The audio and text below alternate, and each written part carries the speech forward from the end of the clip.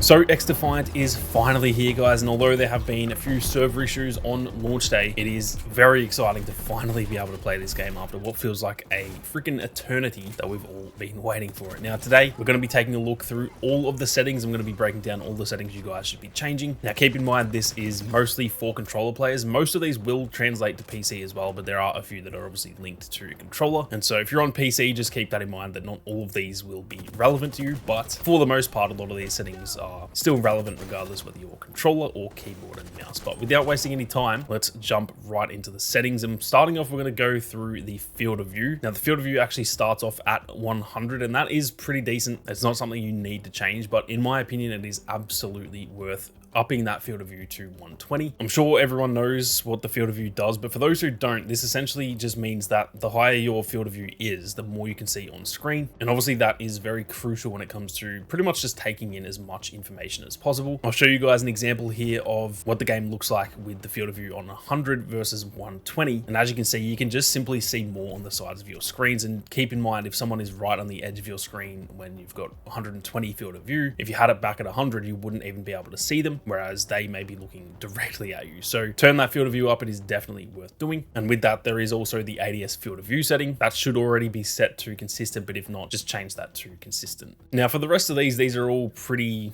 simple. You don't really need to be changing any of these base ones. What I will say is you want to adjust your HUD limits. This is obviously personal preference, but what you want to be doing in most cases, I'm going to assume, is getting the HUD as far away from the center of your screen as possible. I know some people do prefer to play with the HUD pretty much close to the center of the screen. Maybe if you're playing on a bigger monitor or whatever, it just does help sometimes with being able to see the HUD quicker without having to move your eyes as far, if that makes sense. But for me personally, I want the smallest HUD I can possibly have. And so you want to set this to 100 on both the horizontal and the vertical, and that will definitely help with just kind of cleaning up your screen a little bit. Now, something else that I've turned on is the damage numbers. Now, this is definitely personal preference. It may be too cluttered for some of you guys, but this will give you just a little bit more information. I kind of talked about that with the field of view. The more information you guys can gather when you're playing, the better off you're going to be. What this essentially does is every time you land a shot on someone, it will pop up with how much damage they've dealt. And for me, it is worth having that on simply because then you can see how much damage you've dealt. It is a very minor thing. It's not going to,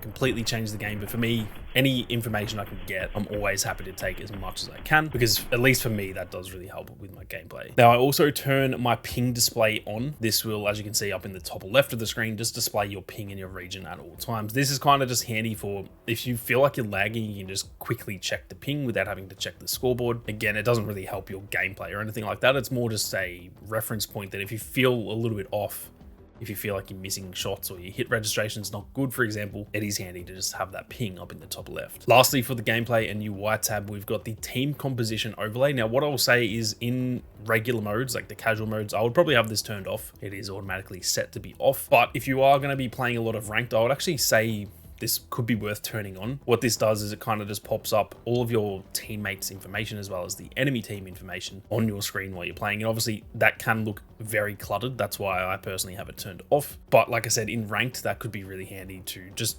again, gather more information. The more info you have, the better that is generally going to be. So that one is definitely just personal preference. For casual mode, I would absolutely turn it off. But it's worth noting that, like I said, for ranked, it could be very, very handy. Now, moving on to the controller settings. The first one that we're going to change is the button layout. Now, this is, at the end of the day, personal preference, right? It's going to be set to default. And at the end of the day, you may not like this setting that I'm turning it to, but the brawler setting here, as you can see there, it will just switch your melee and crouch button, meaning that instead of crouching being circle or B on Xbox, it will then switch to being the R3 button on both of those controllers. And what that allows you to do is just have all of your movement and aiming in both of your sticks. It means that you can quickly crouch behind cover, or you can slide a lot easier while also being able to aim at the same time. So you don't have to take your thumb off the stick to be able to crouch or slide, because even though you guys may not know it, there's probably a lot of times where you go to slide into cover, and when you take your finger off the stick to be able to do that, if you were able to aim at the enemy at the same time, you may be able to actually shoot at them and get the kill while sliding or crouching or whatever. And yeah, for me, this is a setting that I literally cannot play without now. So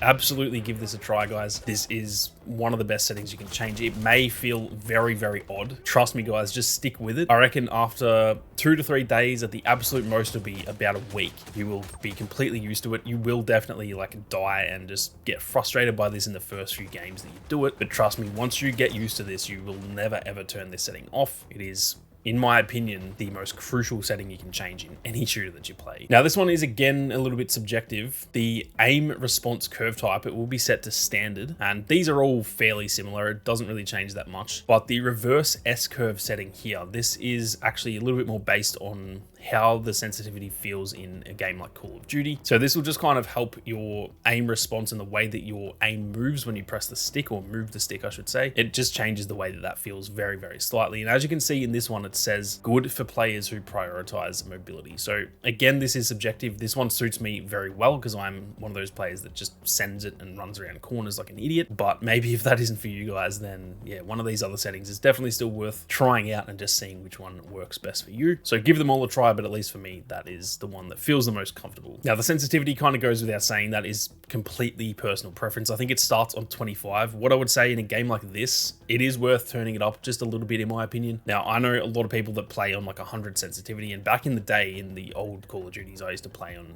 10 out of 10 as it was back then. So it is just personal preference. There really is no objective best or worst setting here. Definitely just give it a try, see what feels right. And then what I will say is just stick with it. It's not worth changing it all the time because it will just eventually throw you off. Play around with it for a few games, and once you find something that feels pretty decent, honestly, just stick with that and you will get used to it eventually. Now, I also turn the controller aim scope look sensitivity factor. That is the biggest mouthful I've ever seen for one setting, but I turn that down to 0.8 times the speed. This just means that when you're ADS'd with a scope, the sensitivity will be slightly slower, because at least for me, it just feels a little bit too quick if I'm sniping, but I don't want to turn my overall sensitivity down. So that is what that helps. The same thing goes for here, but this is just for just general aiming, or is this only for a scope? And at least for me, I just prefer to keep this as it is. Lastly, and again, this is personal preference, I actually turned controller vibration off. I used to always play with it on, but for me, this is one of those things that it actually ends up kind of distracting me if I am, you know, in mid gunfight trying to shoot at someone and then my controller just starts going off. Sometimes it can actually throw me off a little bit. So I personally turn that off, but again, that is personal preference. As for the audio tab, not much to go through here. What I will say is I've turned the dialogue volume down. The announcers in this game are absolutely so annoying, and they also feel very loud. So I've turned that down to 50. You can still hear them, but it's just a little bit softer. And then I've turned the music down just a tad as well. But again, with audio, it is personal preference. I've also turned voice chat off because I'm sick of squeakers talking shit in my ear with screaming babies and shit in the background. That is so annoying. So I've turned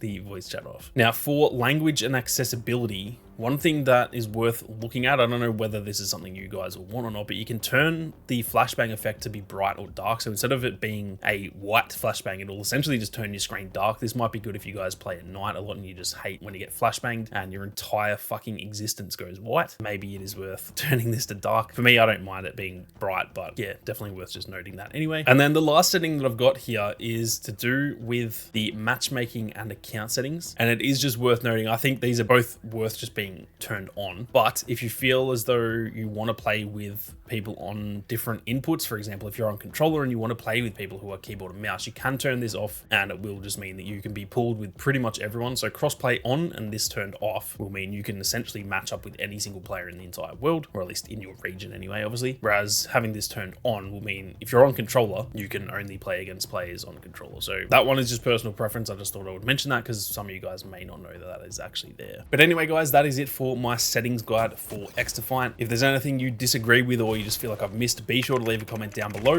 And like I said, this does not mean that these are the objective best settings. These are just what I personally recommend. But as it always goes with settings, it's worth kind of just trying it all out for yourself over the first few days of launch and figuring out what works best for you. But with that being said, thank you all very much for watching. You guys have a great day, and I'll see you all out there in the arena.